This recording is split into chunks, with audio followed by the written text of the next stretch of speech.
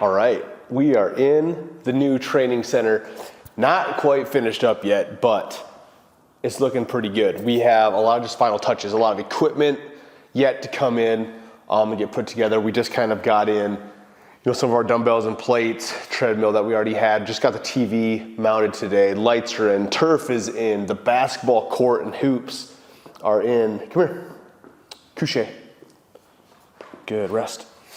And so we're getting closer. So we'll give you guys a full tour when it's all done. But I was sitting down thinking about putting together this whole big project this winter. And we wanted to do this for the kids specifically.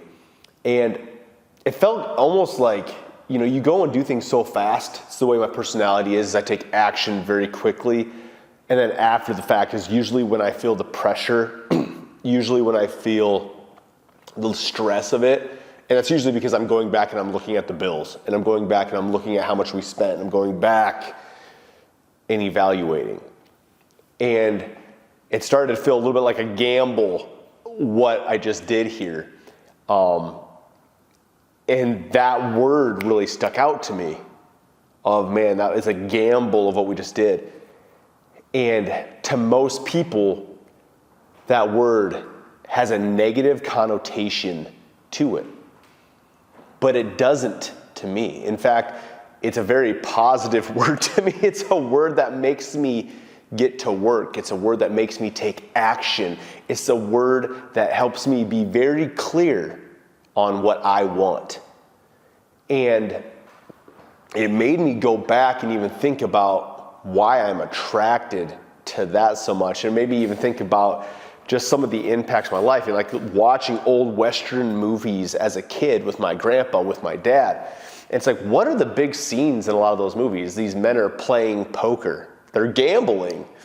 And it's really funny because I grew up then loving poker. And I grew up in an era, in those early 2000s, that first decade in 2000s where poker really grew in popularity again, where Texas Hold'em exploded. And so even in high school, like I wasn't a partier. I wasn't doing those things. I was training for basketball. I was training for track. I was either working for my dad or I was playing poker with my friends. And poker was such a big thing. And that's what we would do on a Friday, Saturday night. All of us guys would get together and we'd play poker. Like we weren't out partying. We were playing poker. And I love that. Even in college, in the years that I was in college, that was back when it was still like legal to play online poker. You could literally get on and play Texas Hold'em, and you could have 5-6 screens going at the same time, playing in mini tournaments. You can be playing in a big tournament, and you could legit win real money. And so those are things that I grew up absolutely loving. And the thrill of winning was amazing, but the hatred of losing might have been even bigger. But I think one of the most attractive pieces is I sit down and I evaluate that word, and I evaluate the attractiveness to like poker specifically, is the fact, and not just like any gambling in general, but poker is you have to ante up to get in the hand. You have to give something. You have to pay to get in order to play. So you have all these people around the table, and you get dealt a hand. You're not even in the game yet. Like you have to, or in order to get the cards to get in, you have to put out the ante. Otherwise, you're just sitting at the table with a bunch of chips. And so in order to get in the game, you pay the ante. Then you get your cards, and you get to choose whether you want to continue to play or fold them. And every round you get another card, guess what? Somebody might be raising you, and you have to continue to pay up to keep playing. The risk gets bigger as you continue to play. And you either have a hand that you think you can win, or you get the hell out. And this is what I've really found in life is even when you don't always have a hand that you think can beat the guy next to you, can I play it as though I have the better hand? In that game, it's called bluffing. But it's here's the thing. The good poker player across the table from you can tell whether most guys are bluffing or not. And why is that? Because the guy holding the not so good hand when he's trying to bluff actually doesn't have a full belief in the hand. But the guys who are the best at bluffing, guess what? They have full belief in themselves on how they play that hand in order to win all the chips in the middle. I hope you can kind of see where I'm going with this. Is that a lot of you don't think that you have the right hand in life to get what you want. I'm not even dealt the right cards to get what I want, to go after what I want. It's not fair. I have to work and I'm a single dad and I don't just have any time. I've heard that so many times over the last year. And though there's nuances in everything, and I implore grace to all the situations, and I have empathy for challenges and hardships that people go through, because I go through them too, and I've gone through some bad ones. But what got me through those? And part of that was a self-belief into who I actually am. And so most of the time when we falter off the path, and we don't have self-belief, it's because you're not viewing yourself of who you actually are. And so how can you play your game of life when you have no belief in who you are? And so in order to keep playing, in order to stay in the hand, you have to start believing more. In order to keep playing in life, in order to keep accomplishing things, in order to even go after your dreams, you have to believe in yourself more to put all the money in the pot to go win. And you see that, right? You see the guys, they have nothing left but to go all in.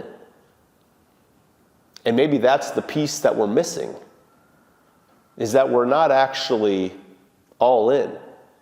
When we decided to do this here a few months ago, what you can't see is this is a giant barn. And on this side of the wall back here, it's a high ceiling barn, and there's a basketball court now over there. My kids started getting very interested in basketball. We've always obviously been highly involved in weight training. I played college basketball, ran college track, love training, what I do for a living. So my kids have been working out for years. But we have both of these rooms. This was not finished. It had a concrete floor, but it was just like rafters, and we had it as storage. The other side, we had like a Jeep snow plow in it for the wintertime. We stored the chicken food in there, and my buddy stored his concrete truck in it. And we're looking at it, and I'm struggling to get my kids in the gym this winter just because of gym time and getting in, all of the struggle of getting your kids court time. And I'm in here smoking a cigar one night, and I'm like, dude, I'm looking at the ceilings. I'm like, I think these are high enough ceilings to shoot hoops on. And I'm like, what if I turn this into a basketball court? So I literally go inside and I tell my wife, I'm like, hey, why don't we turn this into a basketball court? And she's like, that'd be so cool. She's like all for it. So I started Googling courts, and I'm looking for courts for sale, and I'm finding like old courts from all over the place, like wooden courts. And then I find this company out of Sioux City, which is south of us, just like an hour. And I'm like, hey, I want a court, this and that. And the dude prices out this court for me. And I'm like, it's not that bad. And obviously as you get in the hoops, you get everything, it starts to add up fast.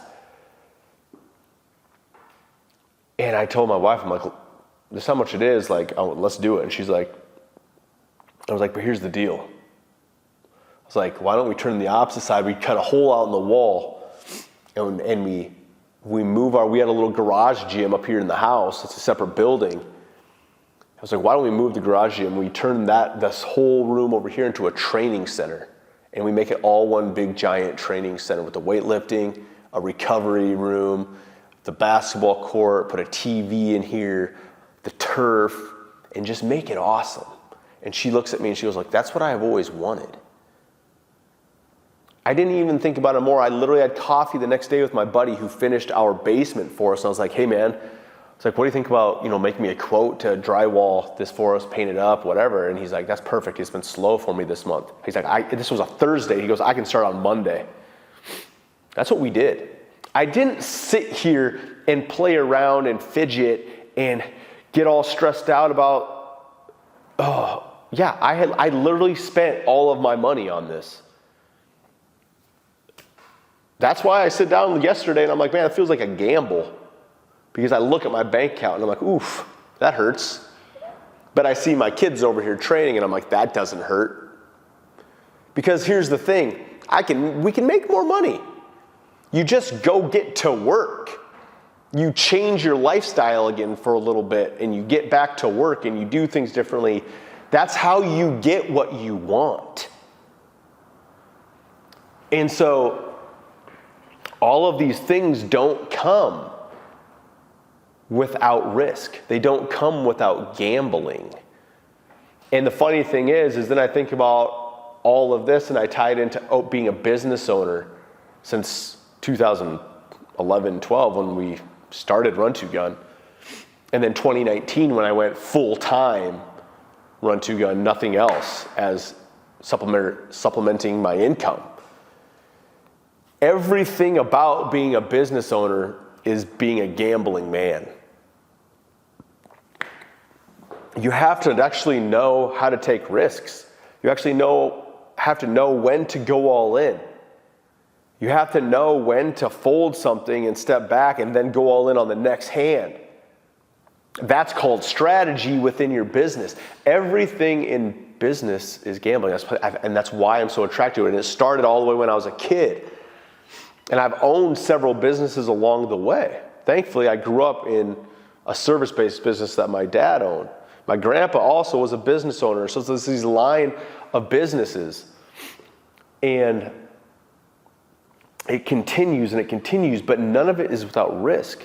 And every time I look back and I think about every single time my business has somewhat propelled and somewhat made another step, it's always on the back end of taking a risk.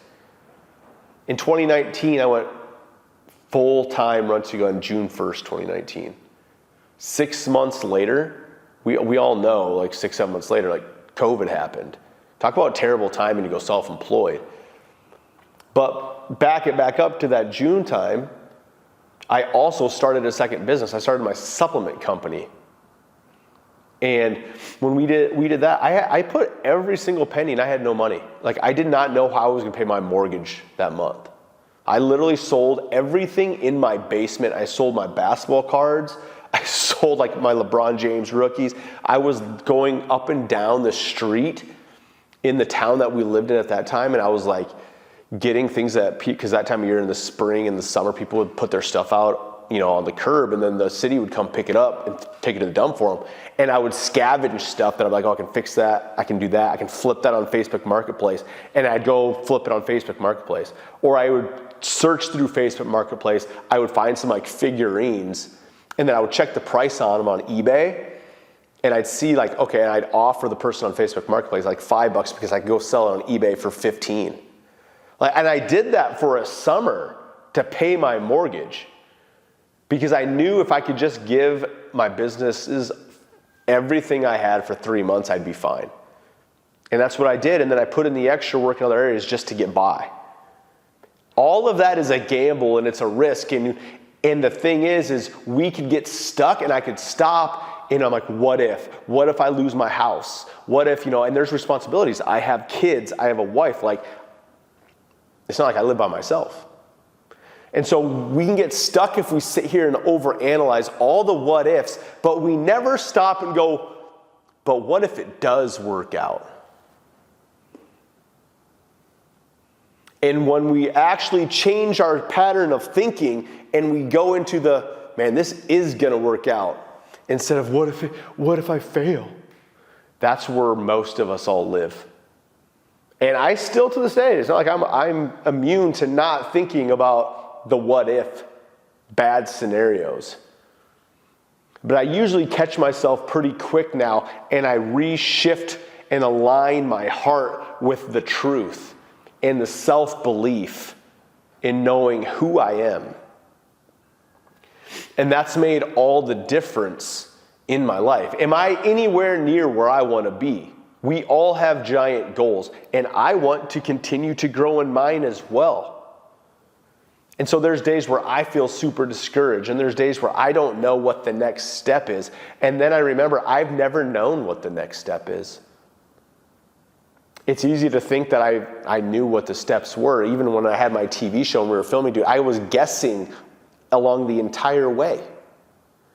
I had no idea what to do. I just continued to dream it in my head as I went and got better and got better. Remember what didn't work and applied what I believed would and just kept going. You can't overanalyze everything. You can't have paralysis by analysis and expect your life to ever change. Nobody has the next step. All the gurus, all the things online, all the pros, they have no idea what they're doing. But most of them are at least trying. And I have days where I'm like, I don't know what my next step is in business either. I have these really big dreams and I don't always know how to freaking get there. But it's not an option for me to stop. I just go and take action on the next thing I'm supposed to do today. That way there's not a day that's wasted and there's some type of progression towards what I'm trying to do. Is there faster ways? Yes. Do I invest in what I believe to be faster ways to help me get there? Yes. Do I invest in mentors and coaches that help to take my vision, what I tell them, and can give me strategy and to give me their knowledge to help me progress? Yes, and it has helped me so much. And then there's times where I have to sit and listen in my heart what the next moves are. And I have to get real with myself and I have to continue to move. But it all accumulates down always into the next risk in gambling. But it's how we define the words in our mind, like gambling, like risk. If it always has a negative connotation that ends up in a bad situation for you, you'll never actually go do the thing. But if you start tying in the word risk and gambling to a positive connotation like winning, like reward, like progress, then you're way more apt to start taking action on your dreams. And guess what? Most people, especially myself, most people actually get their hands up and start to fight when their backs get against the rope. Most of us tiptoe around and take some punches and just survive the fight when we're out in the middle of the ring. But the minute that we take a couple big shots to the face and our back's up in the corner and we have no other choice but to put our hands up and start protecting ourselves and then fight our way back out of the corner and start swinging some punches, that's taking action and that's getting the hell out of the situation and moving into a better place. Getting back into a spot where we can move freely and fight and swing and duck and jab. But that takes action. It takes you. It takes you actually putting your hands up. It takes you actually swinging a punch. It takes you taking a step forward. It takes you believing that you can connect with something that matters. And until you believe that what you have in your hand can win, you'll continue to sit here with your chips right in front of you instead of sliding them all the way out on the table.